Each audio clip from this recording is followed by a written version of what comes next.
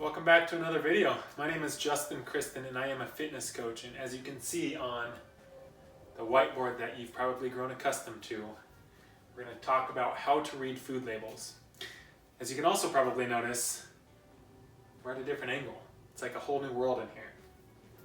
So in my previous video we talked about macronutrients and what the macronutrients are. So just as a refresher, quick refresher, fats, carbs, proteins, and alcohol. For every gram of fat you have 9 calories. For every gram of carb you have 4 calories. Every gram of protein you have 4 calories. And then for every gram of alcohol you have 7 calories. Now we're not going to talk so much about alcohol, but alcohol is a macronutrient, so I feel obliged to put it up on there.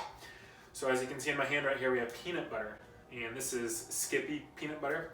And funny thing is if you see right here, it puts it up as 7 grams of protein, so it's trying to tout it as a high protein food.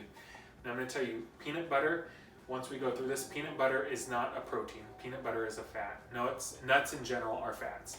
So there's a few things that you want to look at specifically when it comes to food labels. Serving size, servings per container, total fat, total carbs, and protein. Now there's also this fiber that I have listed right here, and then the reason that we're going to talk about fiber a little bit is that's the type of carbohydrate that helps keep you fuller longer.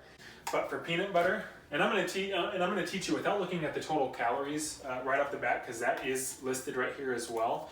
I'm going to show you how you can use all of this information to come up with the total amount of calories that are going to be in the food that you're eating. So for peanut butter, if you want to follow along here, the serving size is two tablespoons. So for every 2 tablespoons that you have of peanut butter, that's 1 serving. Then you also have servings per container. So that's how many servings are in this entire container of peanut butter. So in this one it says about 35. So if you were to eat the entire jar of peanut butter, which I highly doubt you're able to do, you would be taking in 35 servings. Now the reason that the servings per container is important is even though you're not going to eat the entire jar of peanut butter, you are going to have foods that you might eat the entire package, and there might be more than 1 serving per package. For instance, Gatorade is something that people see as like 80 calories, but there's usually about 2.5 servings per bottle of Gatorade. So instead of just having 80 calories, you're actually having 200 calories. Total fat is what we're looking at. We're not trying to break down saturated fat, trans fat, polyunsaturated, whatever the other types of fats are. We're just looking at total fat. So on here we have 16 grams. Total carbs is 6 grams. And then the fiber is going to be listed under the carbohydrates. And in fact, peanut butter here has 2 grams of carbs per or 2 grams of fiber per serving. And then protein, as I showed you on the front of the bottle, of course, per serving there's 7 grams. Okay, so that's the macronutrient breakdown of peanut butter itself, or one serving of peanut butter, so 2 tablespoons. So if we don't know the total calories, the cool thing is about this list over here is we can convert the fats into total calories. So 16 times 9, 90, 54, it's 144. So 144 calories are from fat. So we had 16 times 9, total carbs, 6 times 4,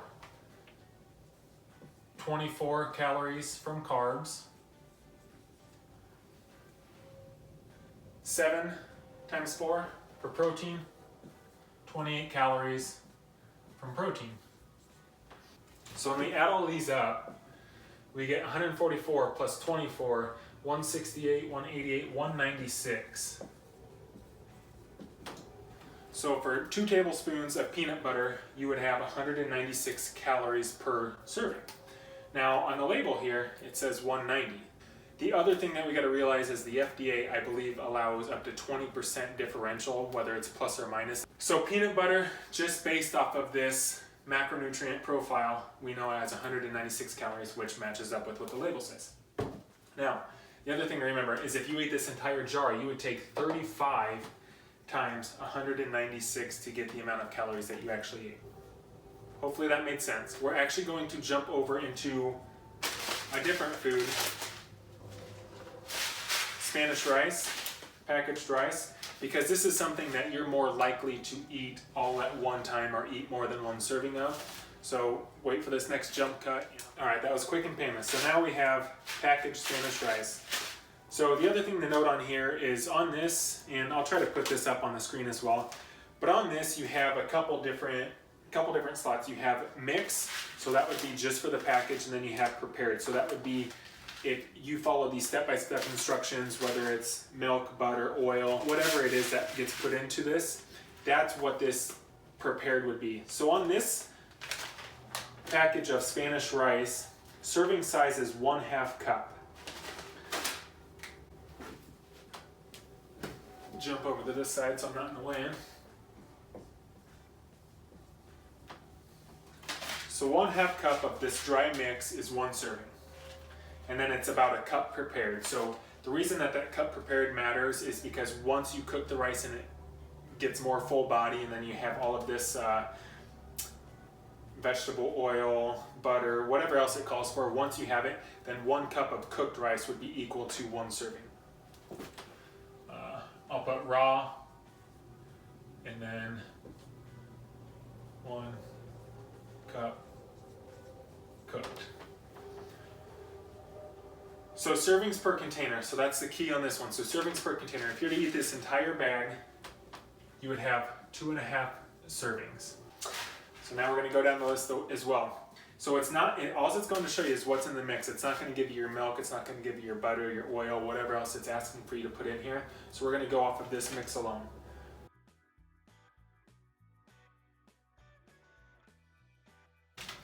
So the other funny thing is if you notice on here, compared to the peanut butter, it has nothing about protein, even though it's 6 grams per serving.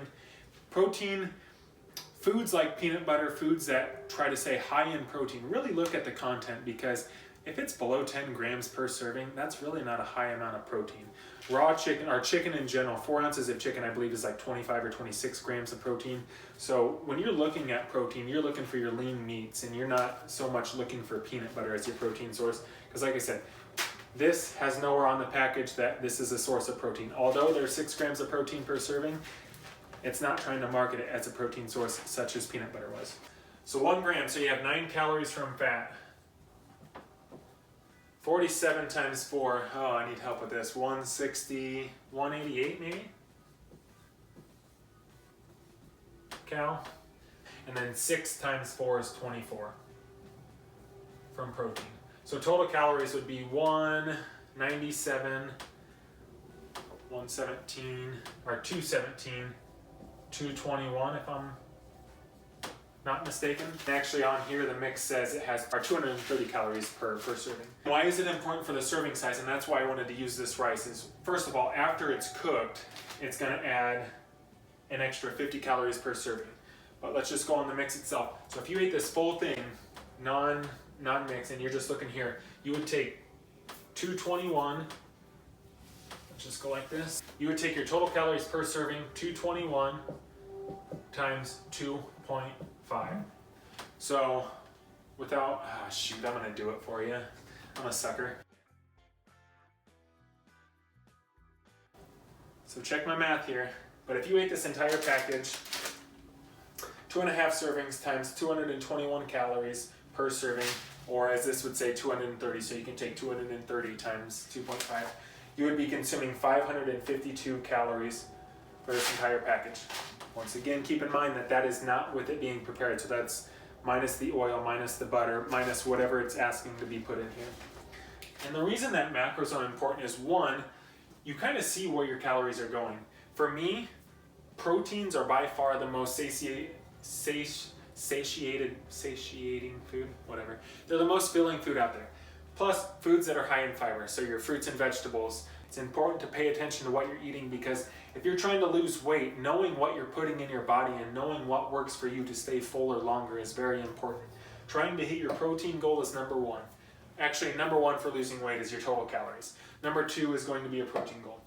After that, fats, carbs, alcohols, however you want to disperse those remaining calories, it's really up to you, whatever works for you. If you have any questions, email me, justin@philosophical.com. Hopefully this video was a little bit more coherent than my last one, and yeah, thanks for tuning in, and we'll check with you guys next time.